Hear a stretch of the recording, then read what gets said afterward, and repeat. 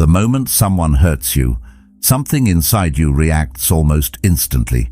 Your chest tightens, your mind starts racing, and before you even realize it, you're already forming a response. You want to explain, to correct, to make them understand exactly what they did. It feels natural. It feels justified. But hidden inside that moment is something far more important than the situation itself. The second your reaction becomes predictable, it becomes controllable. And that's where everything begins to shift. So the instinct is to move toward the noise, to argue, to chase clarity, to demand closure. But what if strength isn't found in expression, but in restraint? What if the real power isn't proving your worth, but refusing to place it in someone else's hands at all? Stoicism offers something simple, but difficult. You don't control what happens, but you control how deeply it reaches you. And once you understand that, something changes. Your silence is no longer empty. It becomes intentional. Not avoidance, not weakness, but control. The kind that doesn't need to be seen, because it's felt in the way you choose not to react. Think about the last time someone hurt you. Not just what they did, but how you reacted. The moment itself might fade, but the reaction stays. The replaying, the overthinking, the quiet conversations you keep having in your head long after everything is over. It's rarely just the event that lingers. It's how deeply it pulled you in. That urge to respond, to explain, to make them understand. It feels automatic, like something takes over before you even get a chance to pause. And in that moment, it feels justified. It feels necessary. But if you slow it down, something becomes clear. The urgency isn't coming from clarity, it's coming from emotion. And emotion in that state is loud, but not always truthful. It convinces you that you need to act now, that silence means weakness, that if you don't respond immediately, you're losing. But the Stoics saw this differently. They understood that the first reaction is rarely the right one. It's just the fastest one, driven by ego, by hurt, by the need to regain control. But reacting in that state doesn't restore control, it gives it away. Because once someone can predict your reaction, they can influence it. Your response becomes part of a pattern, and patterns are easy to read. This is where people lose something without noticing. Not loudly, not dramatically, subtly. Every reaction reveals something. What unsettles you, what triggers you, what pulls you off balance. And once that becomes visible, it becomes usable. Not always intentionally, but the dynamic shifts. One side reacts, the other observes. One side is emotional, the other becomes stable by default. And just like that, the balance is gone. The Stoics never tried to remove emotion, they refused to be ruled by it. Because when emotion takes over, your awareness narrows. Everything collapses into that moment. No perspective, no distance, no intention, just reaction. And reaction always ties you to something external. Something outside of you is now dictating your internal state. That's the part most people miss. It's not just about what you say or do. It's about what is controlling you when you say it. The shift is simple, but not easy. Instead of asking what happened, you ask what is in your control right now. And the answer is always the same. Your thoughts, your interpretation, your response. Not them, not their actions, not their intentions, just you. And that doesn't limit you, it grounds you. Because when you stop trying to control everything else, you finally gain control over yourself. And that's where stability begins.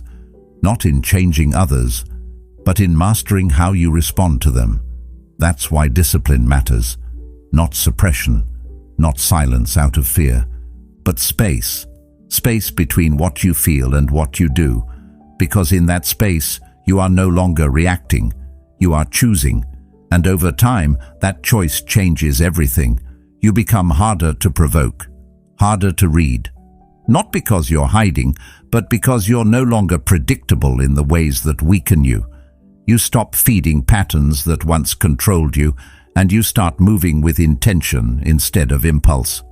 And if you're someone who wants to build that kind of control, to think more clearly, to react less impulsively, and to move through life with more discipline and self-respect, then subscribing isn't just following a channel, it's a decision to become someone who is harder to disturb, harder to control, and more grounded in who they are. What begins to shift when you adopt this mindset is subtle but powerful. You stop seeing every situation as something that demands a response. You start recognizing that not every action deserves your energy. And more importantly, not every feeling deserves immediate expression. That doesn't make you distant or cold. It makes you intentional. It means your actions are no longer driven by impulse, but by choice. And choice is where power exists. Over time, this changes how you experience situations entirely. You're no longer caught in the same cycles of reaction. You don't replay conversations in your head as often. You don't feel the same need to prove, to explain, to justify. Not because you don't care, but because you've realized that your peace is not something to negotiate. It's something to protect. And protecting it starts with understanding that your response is yours to control, no matter what happens around you. So what happens when you pause instead? Not a forced pause, not the kind where you're holding everything in while your mind is still racing, but a real pause.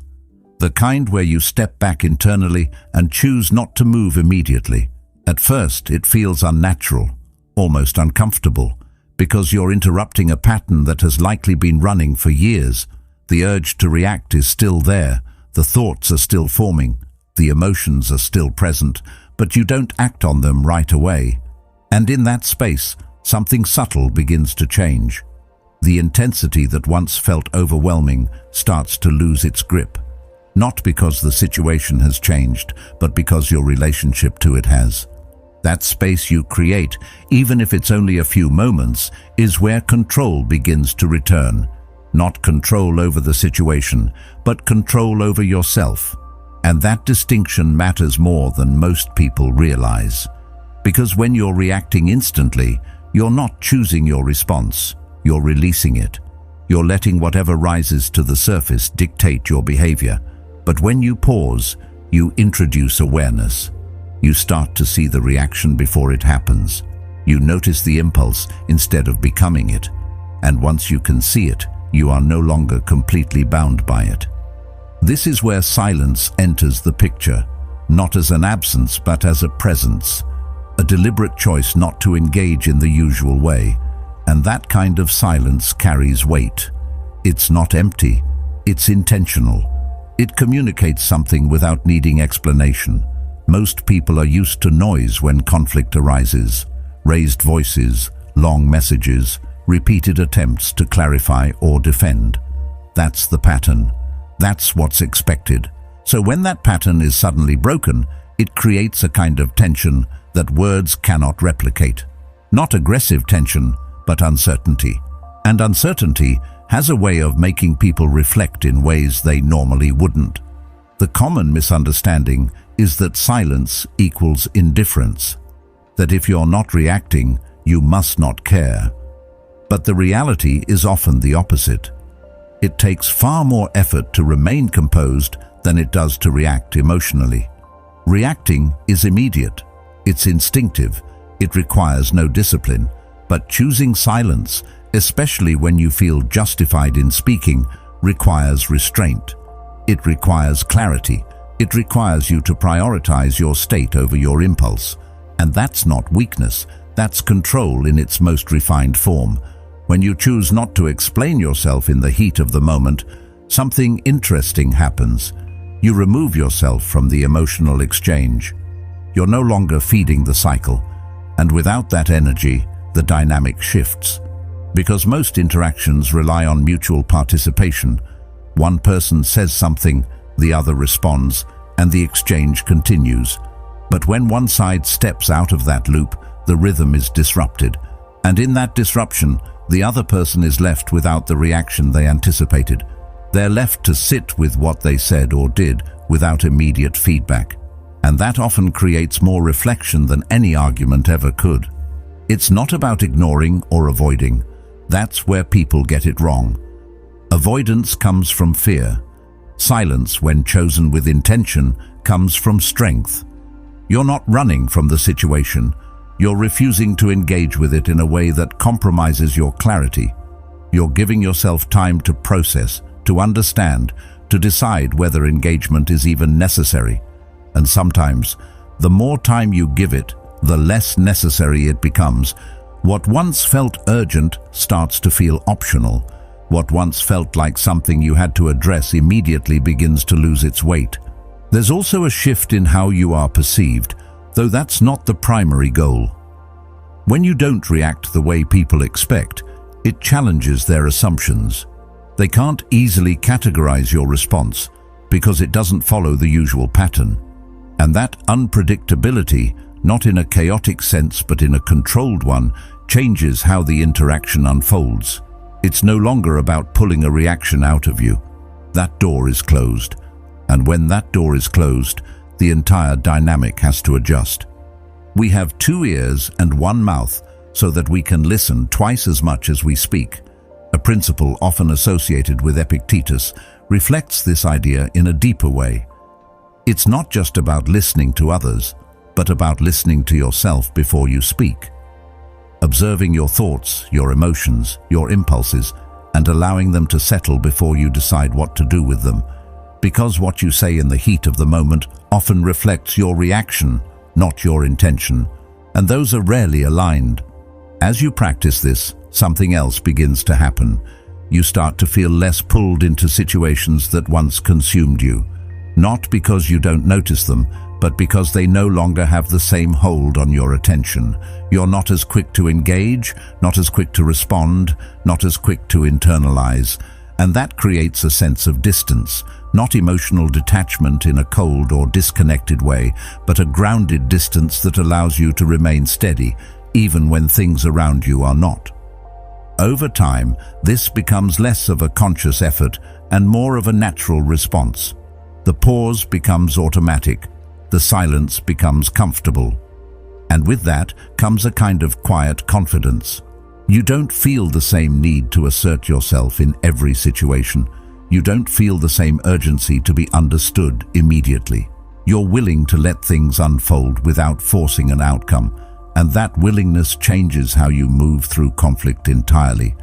What once felt like something that demanded your attention now becomes something you can observe without being consumed by it. And in that shift, you gain something far more valuable than being right or being heard in a moment of tension. You gain control over how deeply anything affects you, and that control, once developed, becomes one of the most powerful tools you can carry. Now imagine this clearly, almost like you're stepping back into a familiar situation, but choosing a completely different path this time. Someone says something that would normally trigger you. Maybe it's dismissive, maybe it's disrespectful, maybe it hits something personal. In the past, that moment would have pulled you in instantly. Your mind would start forming responses before they even finish speaking. Your body would tighten, your tone would shift, and the entire interaction would begin to move in a predictable direction. But this time, something is different. You don't rush. You don't match their energy.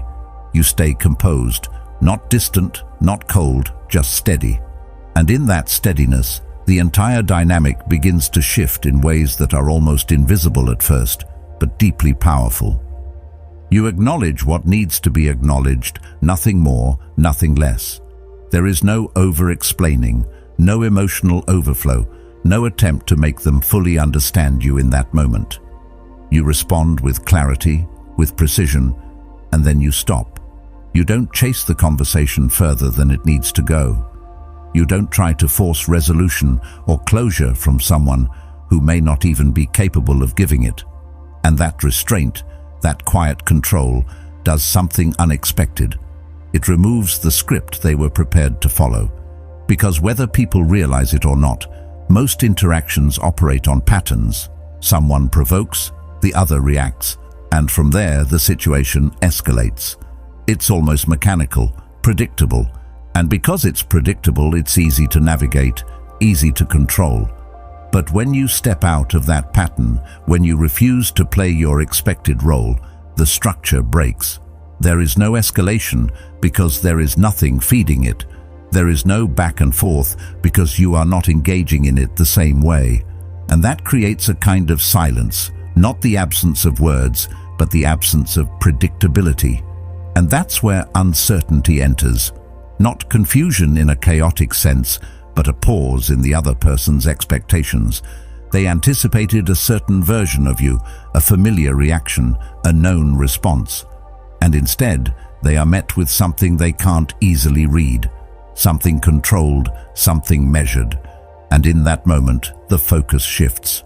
It is no longer about pulling you into the interaction. It becomes about understanding why you didn't move the way they expected. This is where reflection begins. Not because you forced it, not because you explained anything in detail, but because the usual pattern was interrupted. People are used to reacting environments. They move based on feedback. They say something, they expect something in return. And when that return doesn't come in the expected form, it creates a gap. A space where they have to sit with their own words, their own actions, without immediate reinforcement.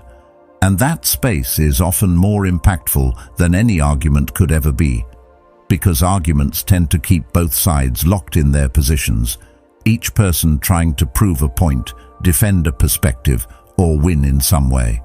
But when there is no argument, there is nothing to push against, and without resistance, the mind often turns inward. There is a quiet discipline in being able to do this. It's not about suppressing what you feel. The feeling is still there. You're still aware of what was said, what was done, and how it affected you. But instead of letting that feeling dictate your behavior, you let your principles guide you. You decide that your response will align with who you are trying to become, not just how you feel in that moment. And that decision, repeated over time, builds a kind of internal consistency. You begin to trust yourself more, because you know you are not easily pulled into reactions that you later regret. You know that your actions come from a place of clarity, not impulse. This doesn't mean every situation becomes easy. There are still moments where the urge to react feels strong, moments where staying composed feels like effort. But the more you practice this, the more natural it becomes. The gap between stimulus and response grows, and in that gap you gain freedom. Freedom to choose, freedom to step back, freedom to not engage in something that does not serve you, and that freedom changes how you experience interactions entirely. You are no longer at the mercy of what others say or do. You are grounded in how you choose to respond. Any person capable of angering you becomes your master, as Epictetus observed, and that idea becomes very real in moments like this. Because when someone can predict your reaction, when they can provoke you into responding in a certain way, they are influencing your behavior without effort. But the moment you break that pattern, the moment your response is no longer automatic, that influence weakens. You are no longer reacting to them, you are acting from yourself. And that shift, though subtle, changes everything. Over time, this approach reshapes not just how others perceive you, but how you perceive yourself. You begin to see yourself as someone who is not easily shaken, not easily drawn into unnecessary conflict, someone who can engage when it is meaningful and step back when it is not. And that clarity reduces a lot of the noise that usually surrounds these situations. You're not constantly replaying conversations, not constantly wondering what you should have said or done differently, because you know that your response was intentional, not reactive. There is also a deeper layer to this that becomes more apparent with time. When you stop engaging in predictable patterns, you stop reinforcing dynamics that don't serve you. You are no longer participating in cycles that lead to the same outcomes over and over again, and that creates space for different kinds of interactions, ones that are based on mutual respect, clarity, and understanding, rather than reaction and escalation. It doesn't mean every situation improves, but it means you are no longer contributing to patterns that keep you stuck. And in that, something important settles within you. A sense of stability. Not because everything around you is controlled, but because you are.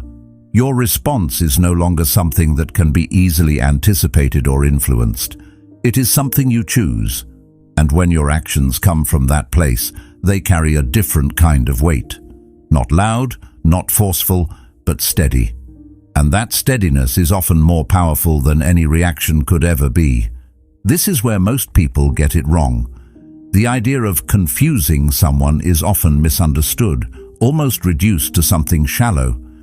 People hear that and immediately think about tactics, about playing games, about creating mixed signals, or acting in a way that keeps the other person guessing. But that's not what this is, not even close. Because anything that is forced, anything that is calculated purely to manipulate, eventually reveals itself. It lacks stability, it lacks authenticity, and more importantly, it keeps you tied to the very dynamic you're trying to escape. Real confusion, the kind that actually shifts things, doesn't come from trying to control someone else's perception.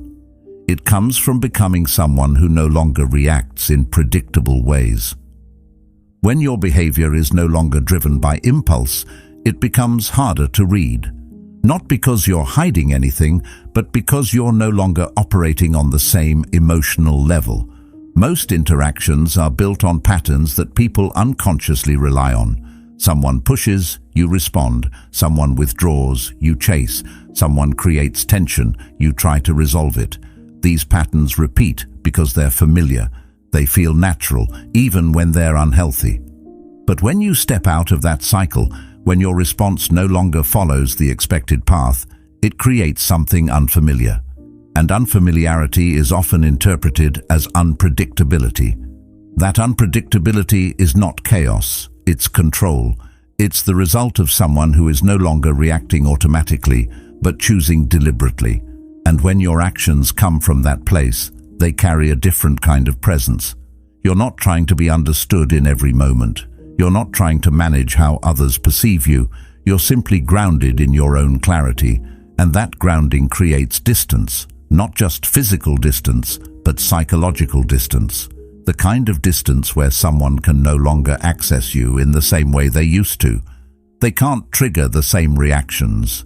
They can't rely on the same patterns. And because of that, the entire dynamic changes. Most people don't realize how much of their behavior is accessible to others. Not in an obvious sense, but in subtle ways. The way they respond to certain words, the way they react under pressure, the way they seek validation or reassurance. These patterns become visible over time, and once they are visible, they can be anticipated. And once they can be anticipated, they can be influenced. Not always intentionally, but the effect is the same. You become part of a loop that others can navigate without much effort. And breaking that loop requires more than just changing what you say. It requires changing how you respond internally. This is where the shift begins to deepen. You stop asking how to respond in a way that affects them and start focusing on responding in a way that aligns with you. That might sound simple, but it changes everything. Because when your actions are no longer tied to their behavior, you become independent of the dynamic. You are no longer reacting to them. You are acting from yourself. And that independence is what creates real separation. Not distance for the sake of avoidance, but distance that comes from clarity. You know what you will and won't engage with. You know what deserves your energy and what doesn't. And that knowledge removes a lot of the noise that usually surrounds these interactions. Over time, this creates a version of you that is harder to categorize. Not because you're inconsistent, but because you're no longer predictable in the ways people expect. You don't react out of habit. You don't follow the same emotional scripts. And that makes your behavior less accessible. People can't easily anticipate how you'll respond, because your response is not based on their actions. It's based on your principles. And principles are not easily manipulated. They are stable, consistent, and internally driven. This kind of presence doesn't need to announce itself. It's felt. In the way you carry yourself, in the way you respond, in the way you choose when to engage and when to step back. There is a quiet confidence in it, not loud or performative, but steady. And that steadiness naturally changes how others interact with you. Not because you're trying to control them, but because you are no longer participating in the same patterns. The dynamic adjusts because it has to. The old ways of engaging no longer apply. Carl Jung once said, "Until you make the unconscious conscious, it will direct your life and you will call it fate." And that idea sits at the core of this shift. Most reactions are unconscious. They happen before you have the chance to examine them. They feel like who you are, when in reality, they are patterns you've learned and repeated over time. But when you start bringing awareness to those patterns, when you start noticing them before acting on them, you interrupt that automatic cycle. And in that interruption, you gain choice. Real choice. That choice is what allows you to move differently, not in a way that is forced or artificial, but in a way that reflects awareness. You begin to see situations more clearly. You recognize when something is pulling you into a reaction that doesn't serve you, and instead of following it, you step back, not out of fear, but out of understanding. You realize that not every situation requires your participation. Not every interaction deserves your energy, and that realization alone creates a kind of freedom that most people never fully experience. As this continues, the way you relate to others shifts naturally. You're no longer seeking the same things. You're not as concerned with being validated, understood, or agreed with in every moment. You're more focused on staying aligned with yourself, and that alignment becomes the foundation of how you move. It becomes the standard by which you decide what to engage with and what to leave behind. And in that, something important settles. You are no longer easily pulled into dynamics that once controlled you. You are no longer reacting in ways that can be predicted or influenced. You are moving with intention, with clarity, with a sense of direction that comes from within. And that changes everything, not because others suddenly understand you better, but because you are no longer dependent on them to define your response. But here's the part that most people don't want to hear, even though it's the part that changes everything. This was never really about them. It might feel like it is. It might look like it is. Their actions, their words, the way they treated you, all of that feels like the center of the situation. But if you look closely, what keeps the situation alive isn't what they did. It's what you keep doing with it afterward. The replaying, the analyzing, the need to understand, the need to feel seen or acknowledged. That's where your energy goes. And wherever your energy goes, that's what grows. The Stoic perspective cuts through this in a way that can feel uncomfortable at first, because it removes the focus from them entirely. It doesn't ask whether they were right or wrong. It doesn't focus on whether they will regret what they did. It doesn't revolve around whether they will come back, apologize, or change. Instead, it turns everything inward, not in a self-blaming way, but in a self-directing way. It asks a different question altogether. Not what did they do, but what are you going to do with what happened? And that shift, as simple as it sounds, is where real power begins. Because when your focus stays on them, your energy stays tied to them. Even if they're no longer present, even if the situation is over, you're still connected through thought, through emotion, through the need for resolution. And that connection keeps you in the same place. It keeps you reacting internally, even if nothing is happening externally. That's why people often feel stuck long after something has ended, not because they can't move on, but because they haven't redirected their attention. They are still investing energy into something that no longer deserves it. When you begin to redirect that energy, everything starts to shift. Slowly at first, almost unnoticeable. Instead of replaying the situation, you begin to observe yourself, your patterns, your reactions, your tendencies. You start to see where you gave too much, where you ignored certain signs, where you allowed your peace to be dependent on someone else's behavior. Not to criticize yourself, but to understand. Because understanding creates awareness, and awareness creates change. That change doesn't happen all at once. It builds through small decisions. Choosing not to revisit the same thoughts over and over. Choosing not to check for updates, not to seek indirect validation, not to measure your worth based on someone else's actions. And each time you make that choice, you reclaim a little bit of your energy. You bring it back to yourself.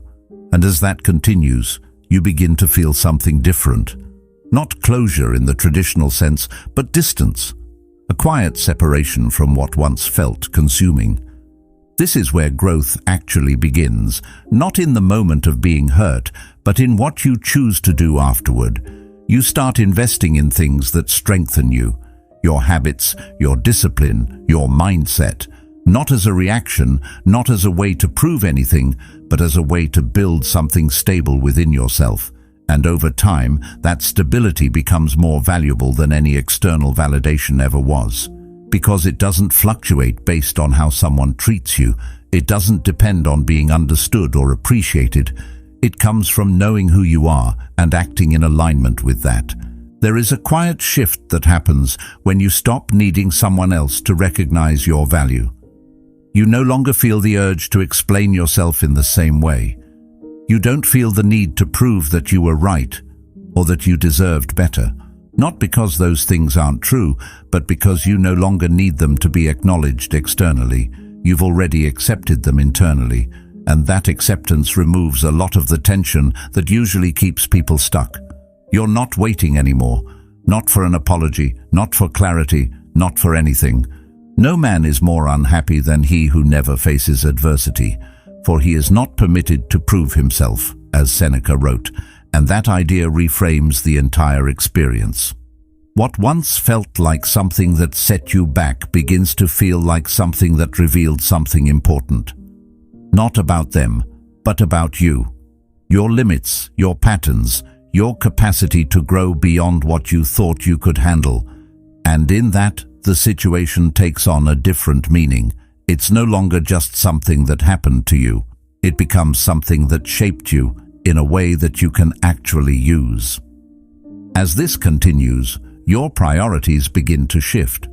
You're less focused on what others are doing and more focused on what you are building. Your attention moves away from external noise and toward internal clarity.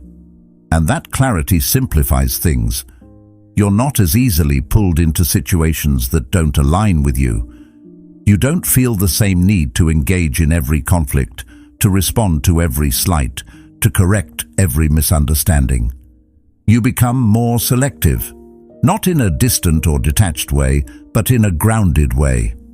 That groundedness is what makes this approach so effective. It's not about controlling outcomes or influencing how others feel. It's about becoming someone who is no longer easily influenced, someone who can experience something difficult without being defined by it. And that kind of strength doesn't come from avoiding pain. It comes from processing it, understanding it, and then choosing where your energy goes next.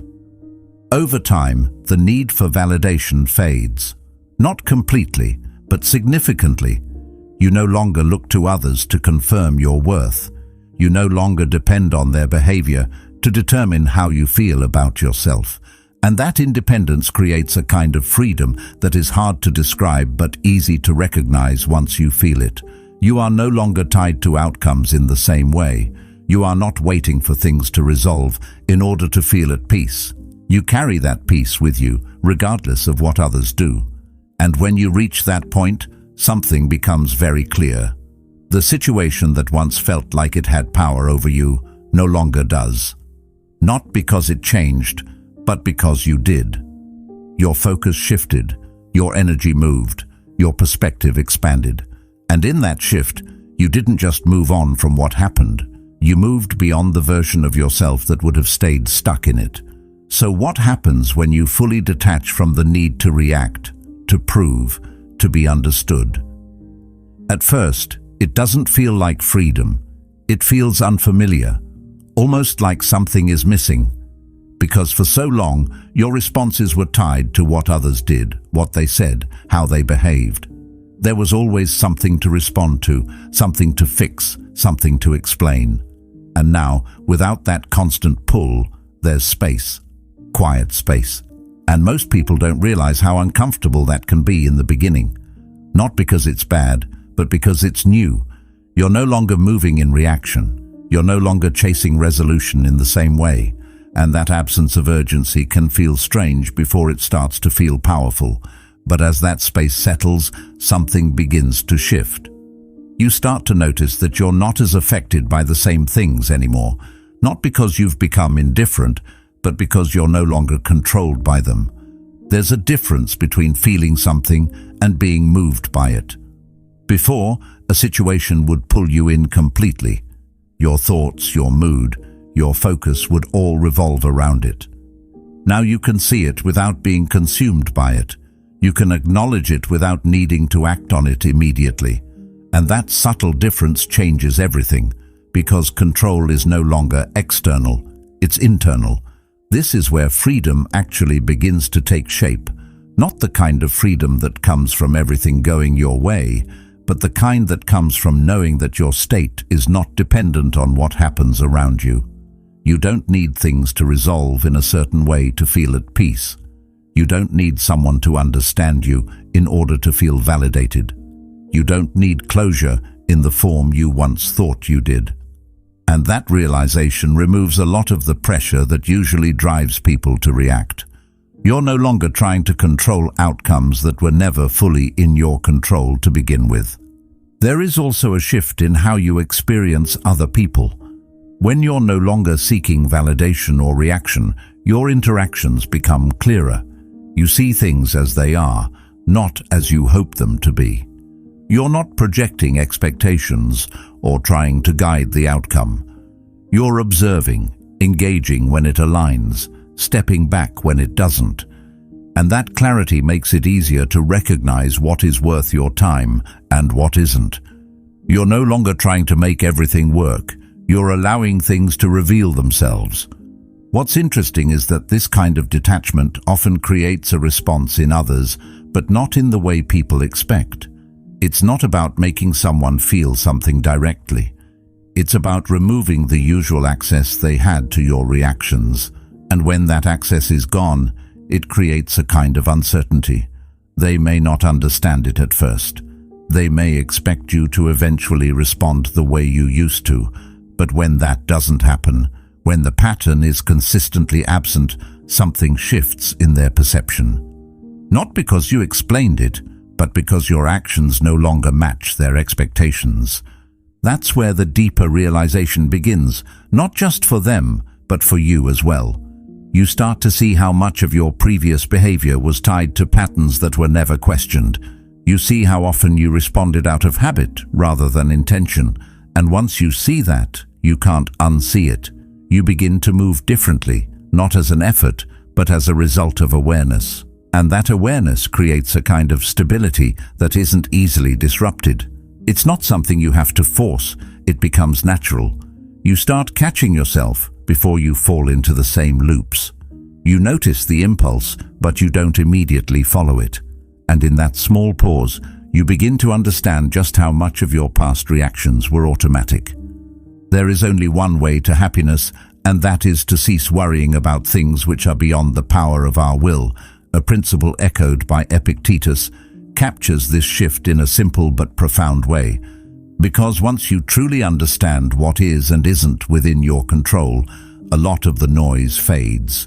You stop investing energy into outcomes you can't dictate. You stop trying to influence reactions that aren't yours to manage. And in doing so, you free up that energy for something more valuable. Yourself. Your thoughts become clearer. Your decisions become more deliberate. You're no longer scattered across situations that don't belong to you. You become centered. As this continues, the need to prove anything starts to dissolve.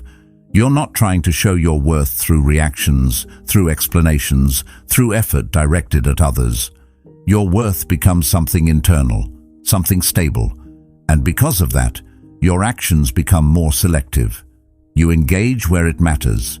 you step back where it doesn't. Not out of avoidance, but out of clarity. You're no longer pulled into every situation that presents itself. You choose. And that choice is no longer emotional, it's intentional. It reflects who you are becoming, not how you feel in a moment. That choice is what makes this approach so powerful. It's not loud, it doesn't draw attention to itself. There are no dramatic shifts, no visible declarations, but it's undeniable in its effect.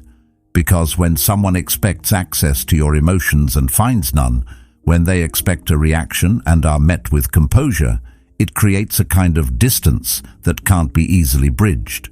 Not because you're closing yourself off, but because you're no longer available in the same way. You're not participating in the same patterns, and without that participation, the connection changes. And that can be unsettling for people who were used to interacting with a different version of you. The version that reacted, that engaged, that participated in the same patterns. But this isn't about unsettling anyone. It's about no longer compromising your state for the sake of maintaining a dynamic that doesn't serve you. It's about recognizing that your peace is not something to be negotiated. It's something to be maintained. And once you take that seriously, your standards begin to shift. You become more aware of what you allow into your space, both externally and internally. Over time, this becomes your default. Not something you have to think about constantly, but something that naturally guides how you move. You don't feel the same pull to react. You don't feel the same need to explain. You're comfortable with being misunderstood if it means staying aligned with yourself, and that comfort removes a lot of the pressure that usually drives behavior. You're no longer performing for understanding, you're simply acting in alignment. And as this deepens, something else becomes clear. You begin to value your energy differently. You stop spending it on things that drain you without giving anything meaningful in return.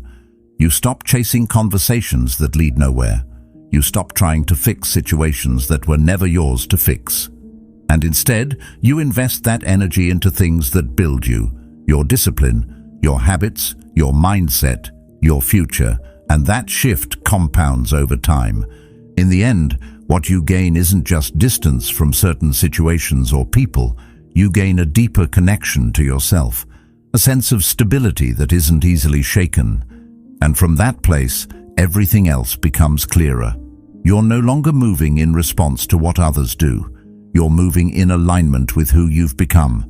Your decisions feel lighter, not because they matter less, but because they are no longer weighed down by the need for approval or validation. You trust your judgment more. You rely less on external signals to tell you how to feel or what to do. And that changes the way you experience everything. Situations that once felt overwhelming begin to feel manageable. Interactions that once pulled you in no longer have the same effect. You still feel, you still care, but you're no longer controlled. There's a quiet confidence in that. Not loud, not performative, but steady. And that steadiness becomes your foundation. And that's a level of freedom most people don't reach, not because it's impossible, but because it requires letting go of the need to control what was never truly theirs to control in the first place.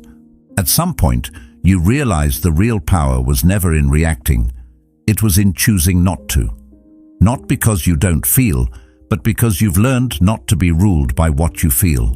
And once you reach that place where your peace is no longer negotiable, where your worth is no longer dependent on anyone else, you don't just move differently, you become untouchable in a way most people don't understand. If this resonated with you, there's another video on your screen right now that will take this even deeper and help you strengthen that mindset. Watch it next, and thank you for being part of Stoic Journal.